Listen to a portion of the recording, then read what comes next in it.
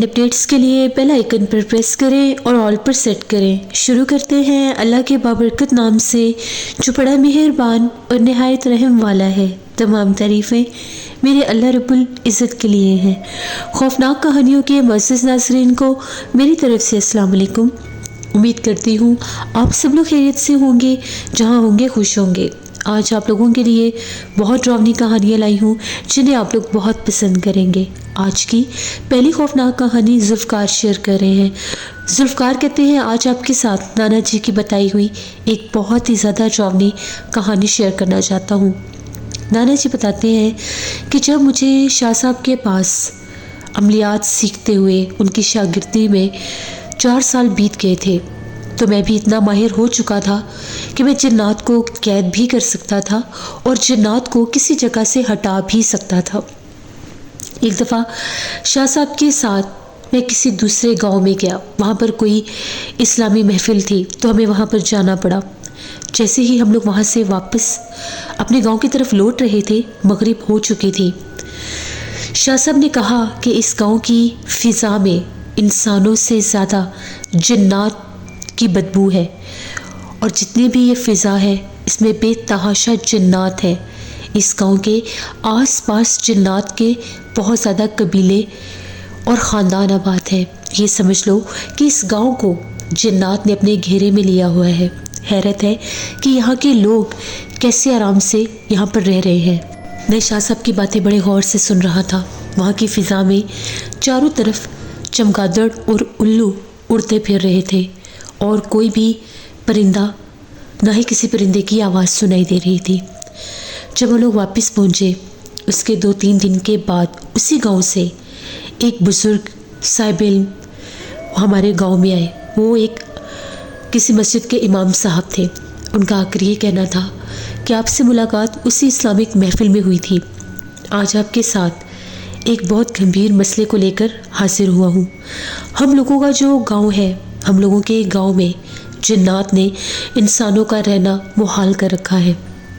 कुछ अरसे से तकरीबन 3 मास से पहले हम लोगों के गांव में कोई भी ऐसा मसला नहीं था, लेकिन अभी 3 माह हो चुके हैं। हम लोगों के गांव में आहिस्ता आहिस्ता वाक़यात बढ़ने ही लग गए हैं। पहले आधी रात को गांव के चारों अतराफ से खौफनाक चीखें सुनाई देती थीं। कोई भी नहीं जानता था कि वो चीखों पुकार कौन करता है। फ़िज़ा में जिस तरह से मातम की और रोने की आवाज़ें आती थी, सारे गांव वाले एक दूसरे से पूछ कर हैरान हो जाते थे। कोई नहीं जानता था। इसी तरह से ये वाक़यात बढ़ने लग गए। गांव के मुख्तलिफ़ हिस्सों पर अजीबोगरीब चेहरों वाले जानवर नमूदार होने लग गए। कुत्ता भी अगर नज़र आता तो उसका चेहरा बहुत भयानक और खौफनाक होता। बिल्ली भी दिखाई देती तो उसका चेहरा बहुत ज़्यादा डरावना होता और वो गायब हो जाती। इसी तरह से जैसे ही शाम ढलती है, हम लोगों के गांव के चारों अतराफ बेतहाशा चमगादड़ जमा हो जाते हैं और बहुत ज़्यादा उल्लू जिस तरह से लड़ते हैं और चीखते हैं। हमारी मदद करें। शाह साहब ने उनकी बातें सुनी और उनसे ये कहा कि जब मैं आपके गांव में आया था मैंने उसी वक्त ये सब महसूस कर लिया था, बल्कि मैंने अपने शागिर्द से भी इसका जिक्र किया था कि इस गांव के आबो हवा में जिन्नात की तादाद इंसानों से ज़्यादा है। कैसे यहाँ के लोग रहते हैं मैं नहीं जानता और आज ही आप आ गए। उनका ये कहना था कि अब मेरा आना इसलिए ज़रूरी था कि गांव के लोग शाम के बाद अपने घरों से बाहर नहीं निकल सकते। अगर कोई बीमार है तो वो दवाई लेने नहीं जा सकता। अगर कोई मजबूर है तो वो खाने पीने का सामान लेने नहीं जा सकता। जो भी अपने घर से बाहर निकलता है, जिन्नात किसी न किसी सूरत उस पर हमला आवर हो जाते हैं।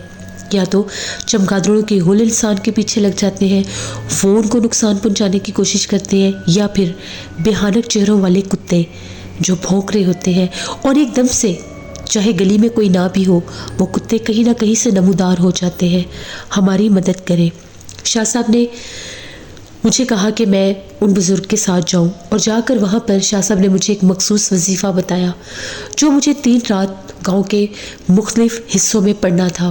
3 रात लगातार वो वजीफ़ा करने के बाद मैंने जिन्नात से हम कलाम होना था और फिर उनको ये कहना था कि वो यहाँ से चले जाए, वरना शाह साहब उनको यहाँ पर कैद कर देंगे, क्योंकि गांव के आसपास बहुत ज़्यादा वीराने भी थे, जंगलात भी थे।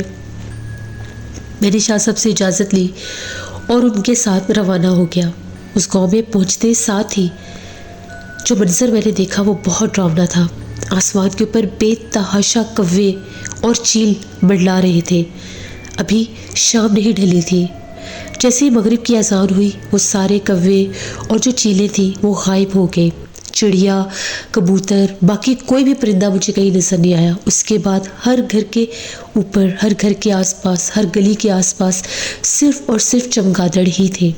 मुझे शाह साहब ने उस गांव के 3 हिस्से बताए थे जहां मुझे अमलियात करने थे। एक गांव का अंदरूनी हिस्सा जहां पर गांव में दाखिल होते थे, एक गांव का आखिर वाला सिरा और एक गांव का कब्रिस्तान। इन 3 हिस्सों में मैंने 3 रातें लगातार अमल करना था और अमल मुझे शुरू करना था गांव के बैरूनी यानी जहाँ से गांव में दाखिल होते हैं उस हिस्से से। पहली रात मैंने वहाँ पर अमल करना शुरू कर दिया। मेरा क़याम जो था उनके ही घर में था।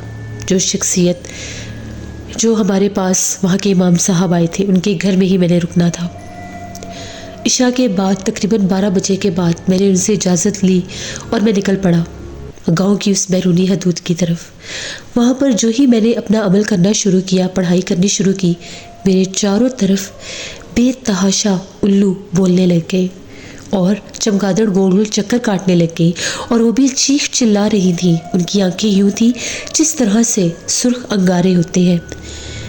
मैंने अपनी पढ़ाई मुकम्मल की और मैं चुपचाप वहाँ से निकल पड़ा। वो मुसलसल मेरे सर पर उड़ रहे थे लेकिन कोई भी मेरे नज़दीक नहीं आ सकता था क्योंकि शाह साहब ने मुझे पहले ही हिसार में भेजा था और मुझे भी हिसार का पता था कि किस तरह से हिसार करके ये पढ़ाई करनी है।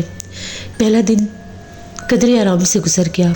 अब दूसरा दिन जो था कब्रिस्तान की बारी थी। अगले दिन गांव के बहुत से लोग मुझसे मिलने आए। उस दौरान उन लोगों ने बहुत से वाक़यात मेरे साथ शेयर किए कि रात के वक्त आधी रात को कोई दरवाजे खटखटाता है, कोई हमें आवाज़ें देता है, कभी कोई बच्चा कोई चीज़ मांग रहा होता है, कभी कोई औरत पुकार रही होती है, कभी कोई मर्द जिस तरह से फ़कीर के रूप में रात के वक्त आता है। लेकिन हम लोग इतने खौफज़दा हैं कि हम लोग बाहर नहीं निकल सकते। दूसरी रात 12 बजे के बाद मैं उनके घर से निकला और सीधा कब्रिस्तान की तरफ चला गया। जैसे मैं कब्रिस्तान में गया, क्या देखता हूँ एक औरत थी जो एक कब्र के पास बैठी रो रही थी, बैन कर रही थी, मातम कर रही थी। मैं समझ गया था कि ये वही गैर मरी मखलूक है और आज ये मुझे बहुत तंग करेंगे क्योंकि जिस जगह पर मैं आया हूँ जहाँ पर इनका सबसे ज़्यादा बसेरा है, वहाँ पर मैंने हिसार खींचा अपने पास और बैठ गया। उस रात मैंने आग भी जलाई और उसके सामने बैठकर पढ़ाई करने लगा। तो वो खौफनाक चेहरे वाली जो औरत थी वो चलती हुई बिल्कुल सामने आकर बैठ गई। भयानक रूप बदलने लग गई। कभी इसका चेहरा गाय की तरह हो जाता तो कभी इसका चेहरा घोड़े की तरह। वो खौफनाक आवाज़ें निकाल रही थी, भयानक आवाज़ों में रो रही थी कि किसी तरह से मैं डर कर यहाँ से भाग जाऊँ। यहाँ तक कि उसने मेरे ही रूप में एक जिन को अपने सामने बिठाकर उसका सर कलम किया, उसके जिस्म के टुकड़े टुकड़े किए। लेकिन अल्लाह का शुक्र था कि मैं इन सारे हमलों से पहले ही वाकिफ़ था कि ये सब कुछ हो सकता है। मैंने अपनी पढ़ाई मुकम्मल की, बिना उसकी तरफ देखे हिसार से बाहर निकला और जलती हुई आग की एक मिशल बनाकर अपने साथ लेकर चला गया। आग की वजह से वो मेरा ताक़ुब नहीं कर सकी लेकिन पीछे से मुझे आवाज़ें ज़रूर देती रही। घर आकर थोड़ी सी मेरे जिस्म पर उसका बोझ पड़ा लेकिन जैसे ही मैंने पढ़ाई की मैं कुछ नॉर्मल हो गया। अब अगली सुबह जो थी वो आखिरी थी इस गांव में और रात भी। मैंने सारा दिन गांव के मुख्तलिफ हिस्सों पर हिसार किया। 2 दिन की पढ़ाई के बाद वो उल्लू और चमगादड़ गांव में कम दिखाई देने लगे और लोगों की कुछ शिकायतों में भी फ़र्क पड़ा। उनका ये कहना था कि अब रात रात भर ना तो कोई घरों के दरवाजे खटखटाता है और ना ही कहीं से आवाज़ें आती है और ना ही भयानक चेहरे वाले जानवर दिखाई देते हैं। इसी तरह से आज तीसरी रात थी और मैं गांव के सबसे आखिरी सिरे पर पहुंच गया जिसके आसपास सिर्फ और सिर्फ वीराने, बड़े बड़े दरख्त और जंगल था। जैसे ही मैंने वहाँ पर हिसार किया, आज मैंने 3 अतराफ़ में आग जलाई। ये शाह साहब का ही मुझे एक हुक्म था कि जिस दिन आखिरी रात होगी 3 अतराफ़ में आग जलानी है और उसके दरमियान बैठकर पढ़ाई करनी है क्योंकि वो रात सबसे भारी पढ़ाई की रात थी और उस रात पर जन्नात ने सबसे ज़्यादा मेरे ऊपर हमलावर भी होना था। जो ही मैंने पढ़ाई करना शुरू की, मुझे ऐसा लगा कि मेरे चारों तरफ से भागते हुए घोड़े आ रहे हैं, बहुत तेज़, इतने तेज़ घोड़े भाग रहे हैं कि जैसे वो मुझे कुचल देंगे। लेकिन जो ही वो आग के करीब आते, उनके पैरों की आवाज़ मद्धम हो जाती और वो धड़ जानवर का और चेहरे भयानक जन्नात के थे, जिनमें 2 मर्द जन्नात थे और एक पिछल पैरी चुड़ैल थी। यहाँ पर 3 बड़े कबीले आबाद थे जन्नात के, जिनके 2 के सरदार वो जिन थे और एक कबीले की सरदार जो थी वो पिछल पैरी डाइन थी।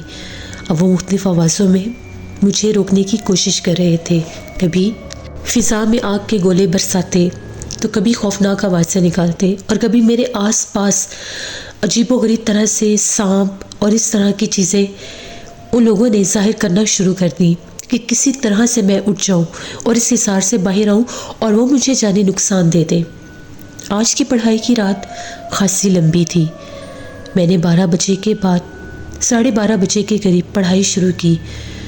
2:30 बजे तक वो तीनों मेरे सर पर मंडलाते रहे, कभी किसी रूप में, कभी किसी रूप में और कभी किसी भयानक अंदाज के साथ। यहाँ तक कि जब आखिरी मरहले में थी वो पढ़ाई, तो एक जिन ने अपना सर कलम करके बिल्कुल मेरे सामने फेंक दिया।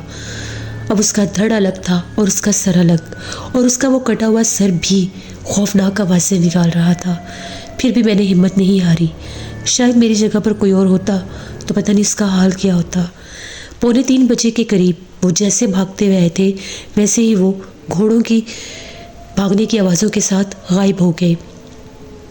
मैंने मुसलसल इंतज़ार किया कि शायद कोई हमलावर होकर वापस आए।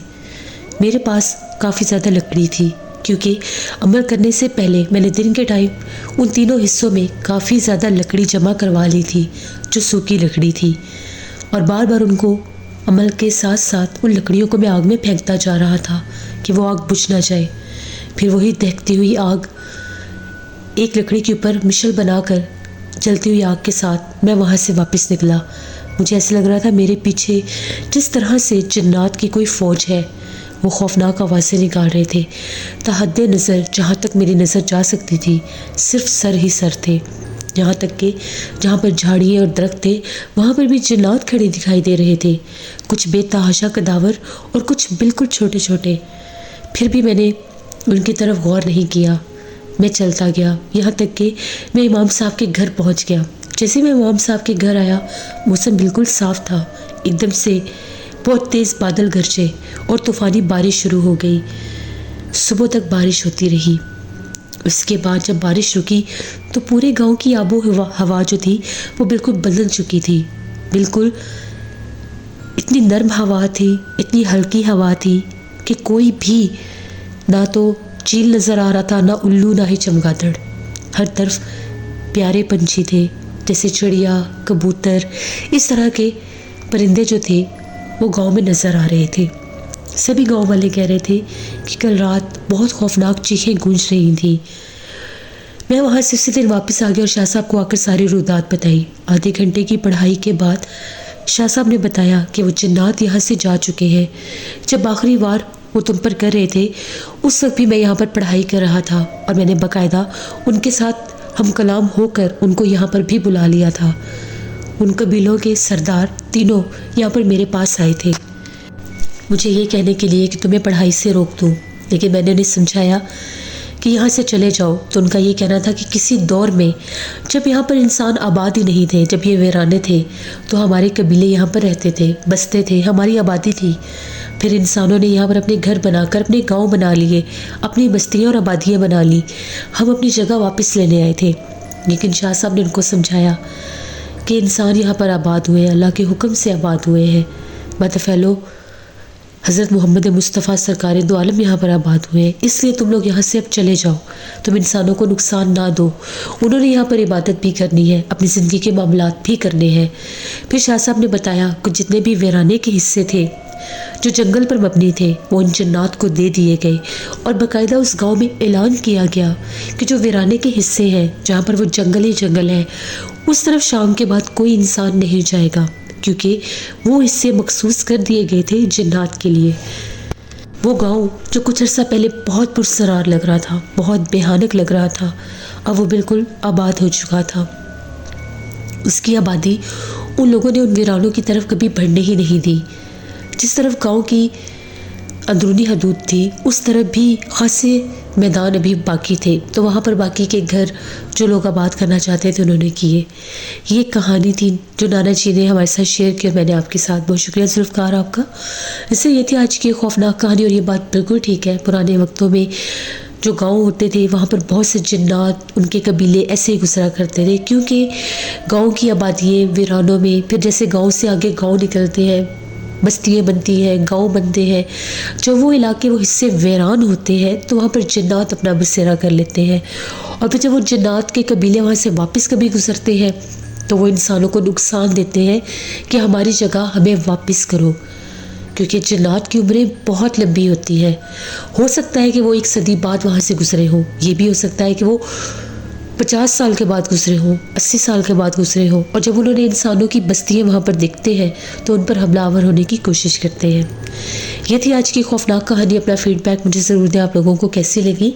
आप लोग भी अपनी खौफनाक कहानियाँ शेयर कर सकते हैं डिस्क्रिप्शन बॉक्स में दिए गए ईमेल ID nusheermir57@gmail.com पर।